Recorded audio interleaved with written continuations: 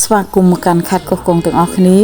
ថ្ងៃនេះនាងខ្ញុំបាននាំអ្នកទាំងអស់គ្នាទៅលេងខេត្តកោះកុងទាំងអស់គ្នាដែលឆ្លងកាត់ខេត្តកំពង់ឆ្នាំងពោធិ៍សាត់បន្តមកទៀតក៏យើងទៅកាន់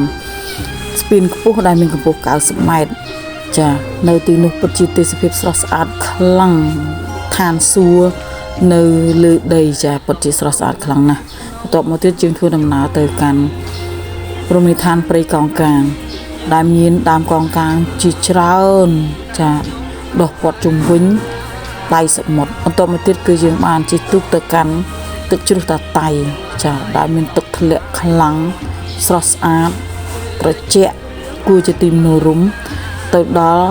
សំណាក់ភ្ញៀវទេសចរទាំងអស់គ្នាពេលទៅដល់ទីនោះកុំភ្លេចណាបងប្អូនមុជទឹកទាំងអស់គ្នាពីព្រោះវាត្រជាក់ខ្លាំងណាស់ចាសប្បាយរីករាយហាក់បីដូចជាមានកម្លាំងព្រឹសតែម្ដងបន្ទាប់ពីបានមុជទឹកនៅទីនោះរួចចាអរគុណច្រើនសម្រាប់ការទស្សនាវីដេអូរបស់នាងខ្ញុំក្នុងដំណើរកម្សាន្តខេត្តកោះកុង